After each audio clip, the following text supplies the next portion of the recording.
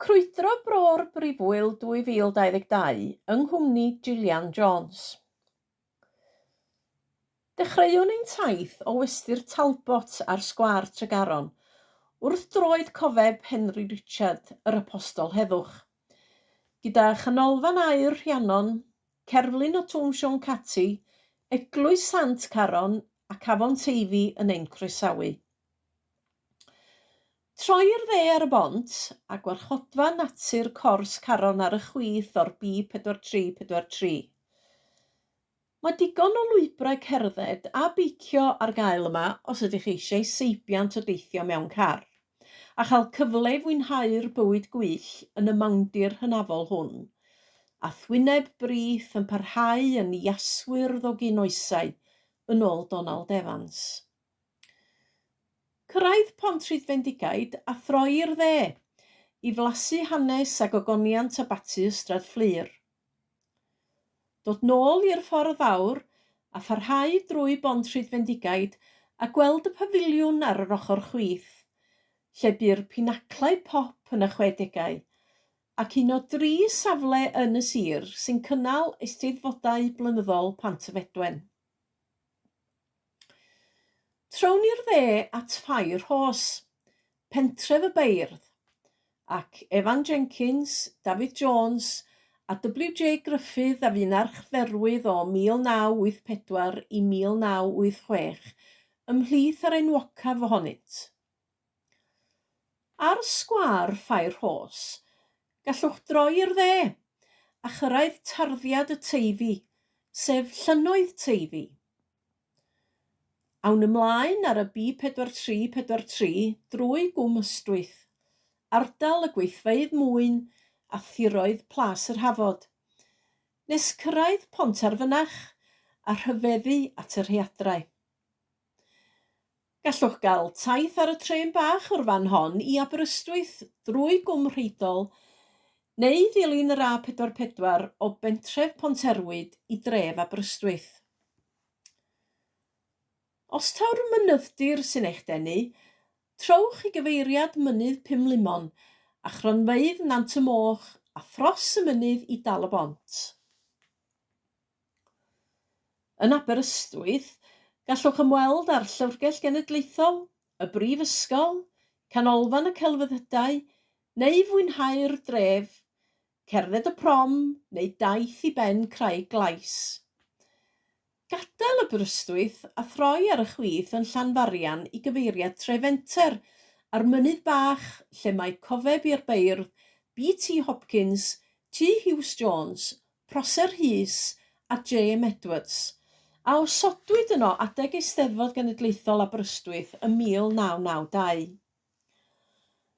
Awn heibio Llyn Eiddwen a phentref bach Salimali, ac yna mae'r A485 yn mynd â chi nôl i faes yr Eisteddfod yn Nhregaron.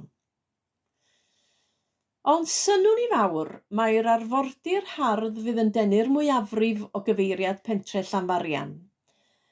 I lawr am Abereiron gyda'i dau lliwgar.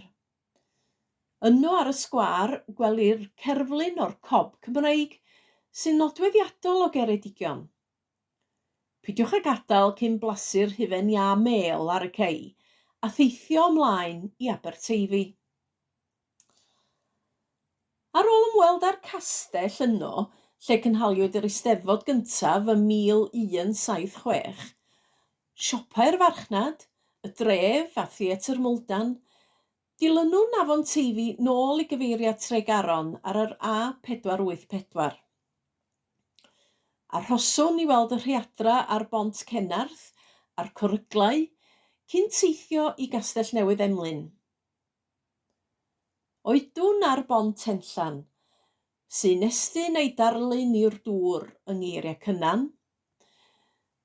Dilynwn y brif ffordd i sgwâr Pentre Cwrt, lle mae bwrdd gwybodaeth am T. Llew Jones, ac mae Pont All Cafan i fyny'r lôn. Ewch da chi i Gwm All Cafan. Peidiwch oedi'n hwy, rhag ofn. Tref Llandysul yw'r nesaf ar y daith. Mae canolfan bwysig yma bellach i'r campau ar y dŵr, megis rafftio a chanwyo.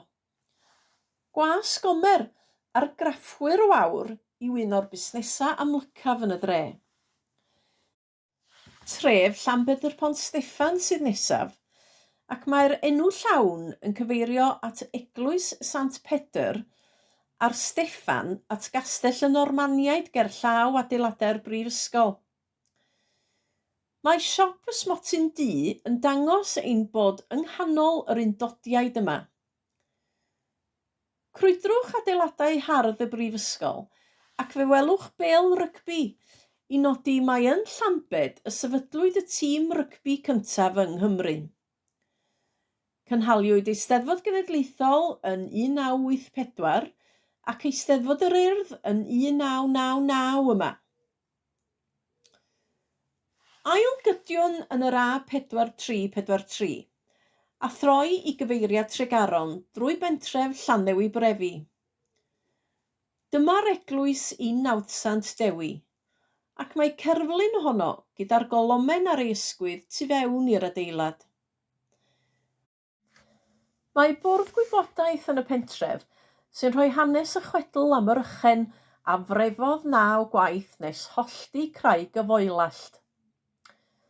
Troi'r chwith ar ôl dod allan o'r pentref a chroesi'r teifi ar bont Llanio, lle bu hen ffatri a ddanfonodd y laeth o ffermydd Ceredigion ar y tren i Lundain. Mae carreg goffa i'r pysgotwr Moc Morgan ar y geilan islaw. Bu Rhufeiniaid yn Llanio a cheirolion o Sarn Helen yn yr ardal. Wrth nesau at Dregaron, mae ffermydd Tyndomen yn ein hatgoffa o gyfnod Castell Tomen a Beili'r Normaniaid, a fferm Trecefel yn gartraf i'r swagman Joseph Jenkins a dreuliodd flynyddoedd yn Awstralia yn cadw dyddiaduron a gofnodwyd gan yr hanesydd Bethan Phillips. Nôl y flaen y Talbot, ac mae llwybr yn troelli i gyfeiriad y mynydd a llwybrau'r porthmyn dros Abergwesyn lle mae capal Soar y Mynydd. Dyna daith arall.